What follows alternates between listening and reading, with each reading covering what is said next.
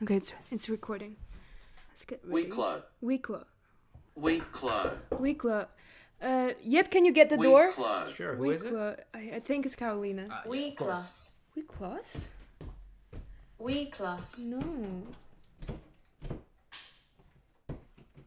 What? I broke the key in half. It's still in the door. Are you serious? You broke the key into half? Coming, Carolina. Yeah, you go ahead and start the essay. I'll try and fix this. Well, but keep it down, okay? This is due tomorrow and we have to finish the voiceover now. Yeah, of course. The 2018 film The Guilty, directed by Gustav Moller, extends the conventional narrative limit of the Weeklo genre through its experimental usage of audio framing, which construct a vivid narrative through mental imagery. The Guilty is a thriller, it indeed is. It is real-time crime solving from the perspective of an officer in an emergency center. But the question is, where does the thrill emerge in this film? This question urges a closer look of the film form. As we can see, there's a man in a room, and later he moves into a smaller room within the room. This is all that can be observed from physical sight. Thrilling? No. It is worth noticing the Weeklo conventions that The Guilty embodies here. Named after Jean-Paul Sartre's 1944 play, Weeklo is a convention in theater and film in which all narrative takes place in an enclosed space. It literally means closed door. It is a significant premise of The Guilty's narrative, and this form allowed the film's extensive experimentation with audio in which the thrill emerges. Speaking of closed door, I think your door is shut forever. Shit, yep. Let me try. Can you take over for a sec? Sure, from where? The first paragraph. Will do. Right. The Guilty's audio-centered narrative in return expands the conventional narrative limits of Weeklo. A typical Weeklo film focuses upon the visually observable characters and tells stories about what has happened. Emotions are at strike. However, The Guilty presents a visually unobservable crime that is to be inspected in real time. This relies heavily on cognitive process because we have to actively make sense of what is happening out of the sight only through sound. And this experiment with sound, enabled by the Weeklo form, is what evokes a closer look to the capability of sound. You know what? I'll just text Carolina. She'll find a cafe around and just join us online. Yeah, right. Go on. The Guilty showcases not only the audio's capability in constructing a narrative through mental imagery, but also reproduces certain visual qualities in the mind's sight, such as cinematic framing. In other words, audio can do visual framing. Let's reconsider the question, where does the thrill come from? Yes, sound. But is it thrilling only because we were given information about the crime? Not really. When we are immersed into the narrative taking place on the other end of the call, it is not merely information and composition of the scene that we are given to. We were also provided an angle, a framing, a movement, that together generates a cinematic visual imagery in our mind's sight. Let's look at the following clip.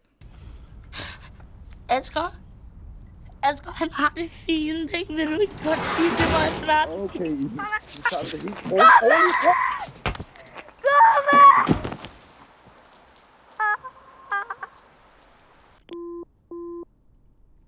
Now let's watch the clip again, with an illustration of possible mental imagery that can be evoked by the audio.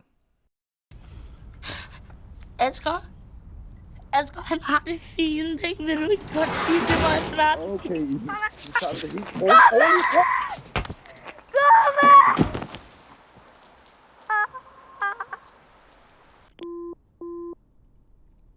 As you can see, what can possibly take place in one's mental sight embodies framing. It recreates elements of framing in actual cinematography, including angles, levels, and even movements, etc.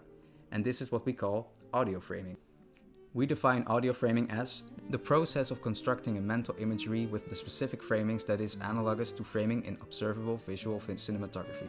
This process can be done by emphasizing certain sounds, blurring, muting, and other sound effects in audio material, operating similarly to the on-screen, off-screen spaces, focal points, and angles in visual sights. This concept is inspired by The Guilty's dependence on sound and how sound vividly creates a narrative visually that is not visually observable by performing framing in the mental sight. However, a question follows this proposition. Without the preciseness of visual sight, how can we know if the framing is the same for every viewer? Wait, Carol's on the call. Hey, What's going on right now? May broke the key. That's not true. Ow. Okay, so how do I record my part? Right, I think I can take over your part. That's the only solution now. Yep, can you call someone to fix the door in the meanwhile? Sure. Okay, right guys, if you don't need me then, good luck. Is the framing in mental sight the same for everyone? Certainly no. Audio framing differs from framing in physical sight, for it allows different cognitive conclusions from the same audio data, resulting in different framing in each recipient's mind. The cognitive conclusion is a result of prior knowledge and inference making in a predefined manner. The framing that takes place in each individual's mind sight can be heavily influenced by one's empirical knowledge of cinema and the world in general, because there lacks a precise visual image. The cognitive conclusion each person generates can be gender-specific, cultural-specific, etc. Indeed, the arrangement of the audio track has the power to provide a focal point through means of sharpness or the volume of a sound. For instance, a louder volume might suggest a close-up of a subject than a long shot, or blurred sound indicates that the source of sound is in the background rather than the foreground. This kind of information is nevertheless not as precise as visual imagery observable to physical sight. Thus, audio framing provides an immense space of imagination, and it embraces cultural relativity and thus multiplicity. Look at the clip again and be creative about how the scene can be interpreted visually in mental terms, considering different prior knowledge in each individual. This will immediately demonstrate the fluidity of audio framing. Hearing the same information, someone who grew up with Hollywood cinematic grammar can generate a completely different framing in mental sight from someone who grew up watching more alternative or dogma films. In short, sound generates visual phenomena that are to be experienced differently by each individual. Yep, can you wrap it up? To conclude, the Wicklow form allowed the film The Guilty to experiment with the sound and construct a narrative through mental imagery, and The Guilty in turn pushes boundaries of the Wicklow genre for its intensely engaging and its sound-based real-time crime prevention. The mental imagery embodies specific framing techniques in cinematography, as the sound is capable of providing focal points and angles. Yet, a fixed model shall not be drawn between a certain type of sound and a vision it will create, for the enchantment of audio framing falls right upon its ability to allow variations in the viewer's mind, and allow them to actively choose what to see, in contrast to the physical sight forced upon the viewers with absolute preciseness. Finally, one should watch the film and see what they hear. Literally. Done! No! How did we miss? There we go. There we go.